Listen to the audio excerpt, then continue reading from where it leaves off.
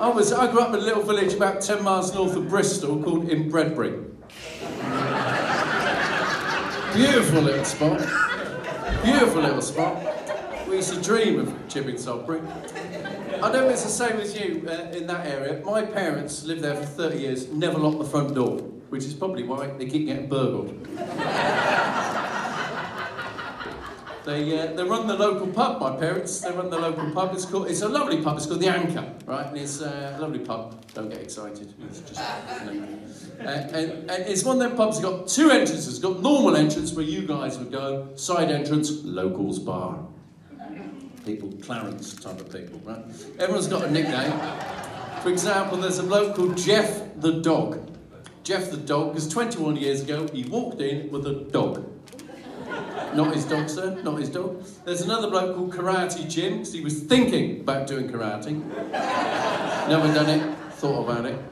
But my favourite, there's a lovely gay couple from the Forest of Dean, known locally as the Fruits of the Forest. Love the fruits, love the fruits. In fact, I like a nickname, Gospel, I like a nickname. At my school, my French teacher was also my PE teacher. We called him Le Coq Sportif. I was back just before Christmas in Bristol, and I was sat in a park, madam, sat in a park, reading a book, and a homeless dude with massive dreads come up to me, the best opening line I've ever heard. He comes up and goes, "Hear me, if you don't give me £1, I'll tell you the end of that book." Where were you when I was doing my exams? Parents have had this pub, I wrote a book about it, they've had the pub for 51 years. 51 years!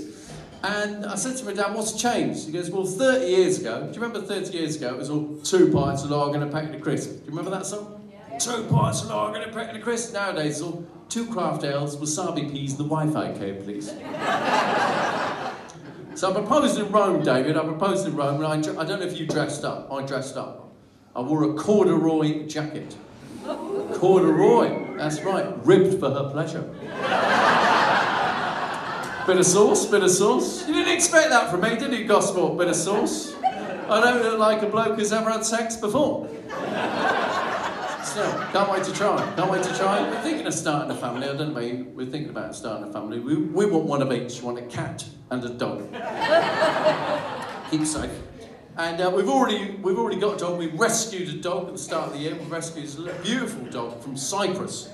We got it from Cyprus. Are you from Cyprus, or you just like dogs? Oh, you rescued a dog. Where did you rescue yours from? Oh, lovely.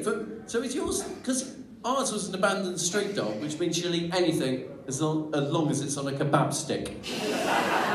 There's a lot of them are mixes. Like ours is a mix. Ours is a Maltese cross with a poodle and a Shih Tzu. She's a multi-Shih Poo.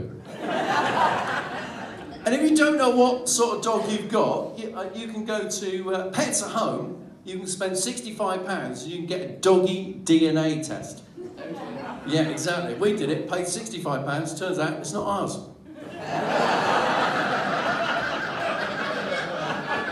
Anyway, the gym, that's what I was going to talk about. 50 years ago, nobody went to the gym, right? Did they? Nobody went. Do you know why? Because they used to work for a living.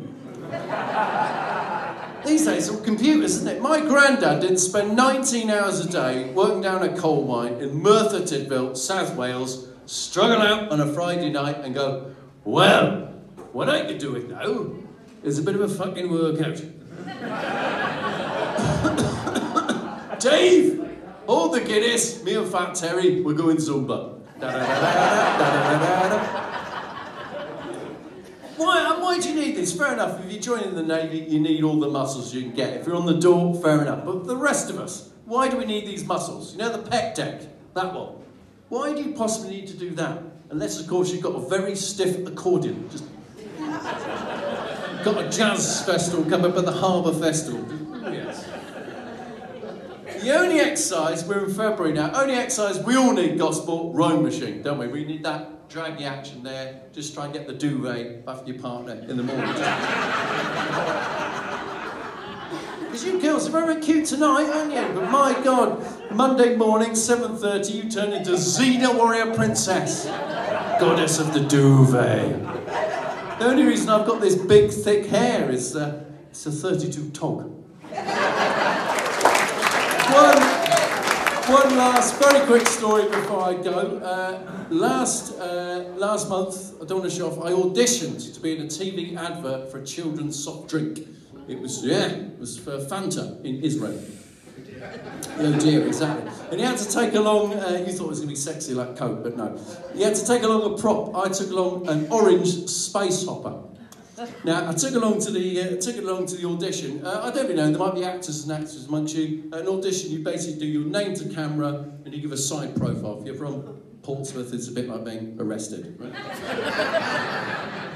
I thought I'd do that, but I'll do it on the space hopper. So I'll go, James Dowdeswell. What could possibly go wrong? Exactly. Now, I know it sounds silly now, but I've never turned a corner on a space hopper before.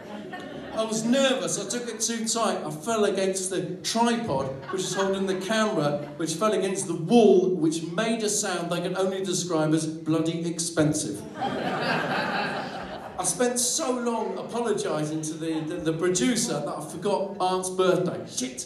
I've got half an hour to get there. So my aunt has got, she's very posh, she was having high tea at the Dorchester Hotel. It's so posh, they had a doorman. Top hat, tails, white gloves. He looked at me. He looked at the space hopper. And he said something I'll never ever forget. He goes, I'm terribly sorry, sir, but we don't do valet parking. And I was gutted, gospel, absolutely gutted. Because if I made the big money, I wouldn't waste it on partying. I'd waste it on over-tipping door staff to reverse park a space hopper to an Aston Martin and a Rolls Royce. That is money well spent.